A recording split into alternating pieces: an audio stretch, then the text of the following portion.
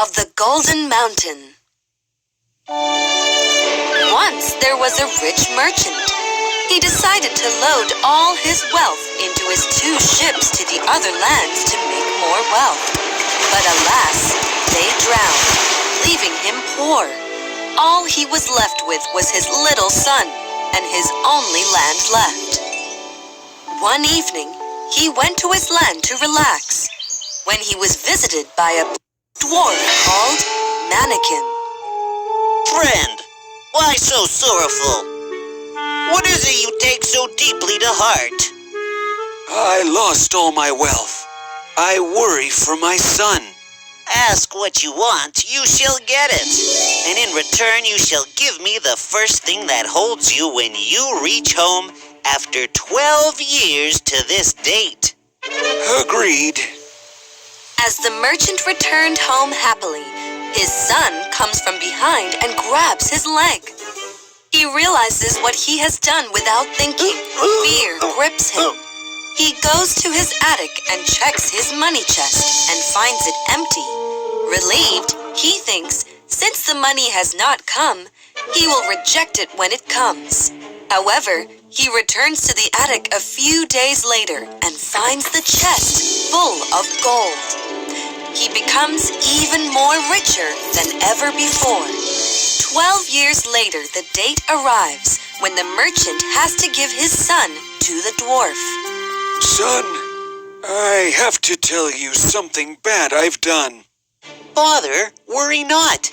Nothing bad will happen to us. The son was visited the previous night by a magical fairy who has foretold him about a great fortune he is to receive and what he must do to get it.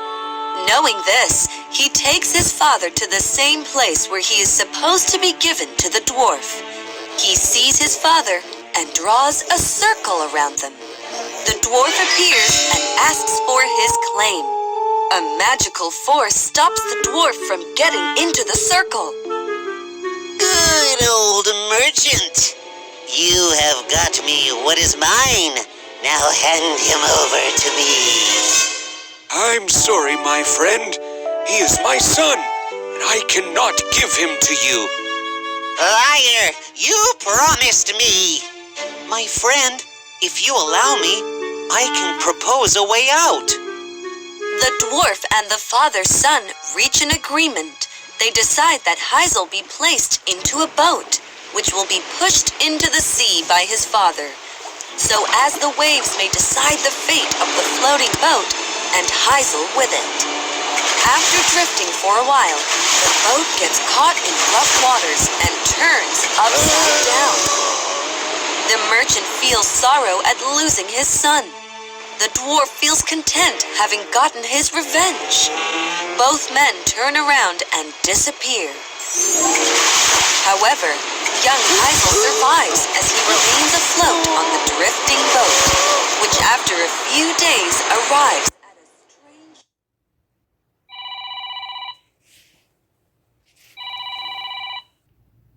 shore with a very large palace and a golden mountain. Young Hazel enters the castle and finds it empty. His joy turns to despair as he searches every room for someone. Finally, he comes across a white, coiled snake. He is terrified. Hello, traveler. I'm Princess Nuada. I'm trapped in this spell which can be broken if you suffer agony from 12 men who come here in the dark. You have to suffer this for 3 nights, and the spell shall be broken.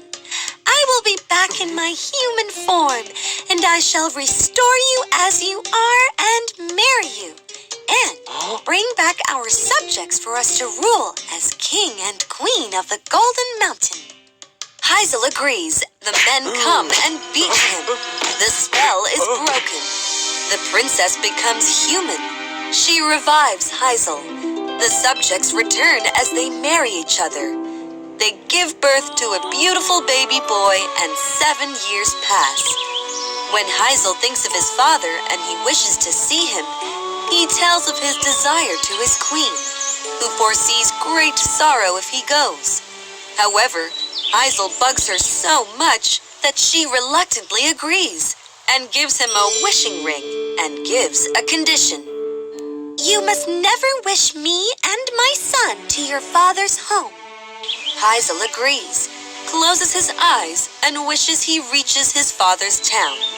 He opens his eyes and finds himself at his father's town.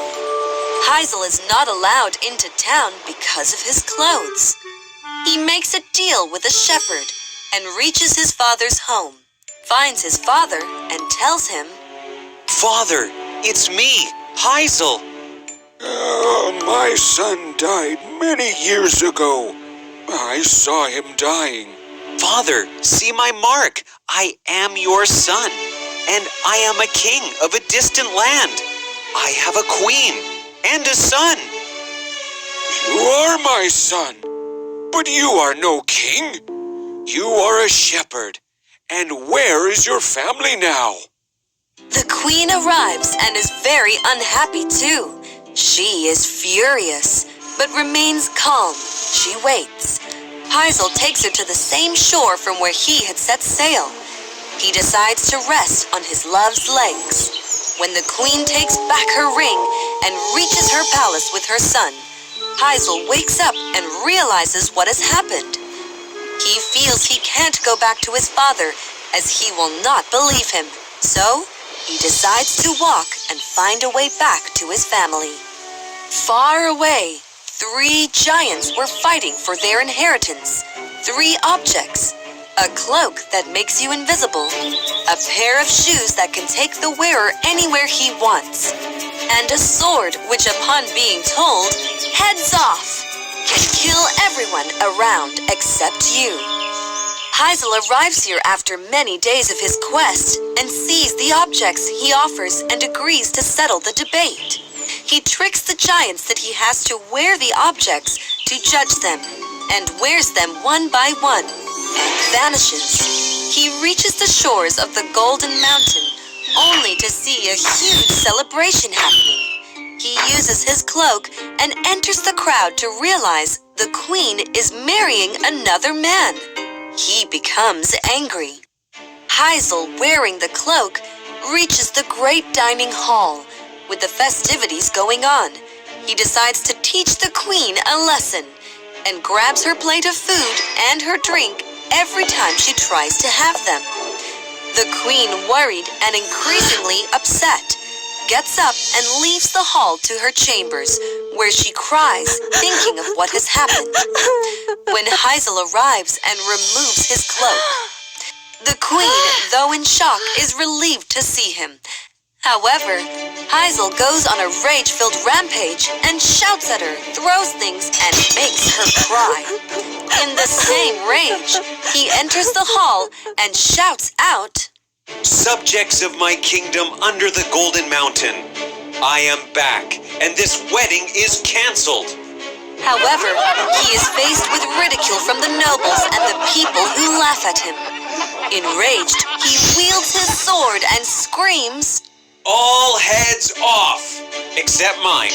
The spell of the sword works, and every subject, including his beloved queen and his son, perish. He realizes what he has done, that no level of greed and anger is worth the sacrifice of one's family. He cries, goes sits on his throne as the lonely king of the Golden Mountain. The end.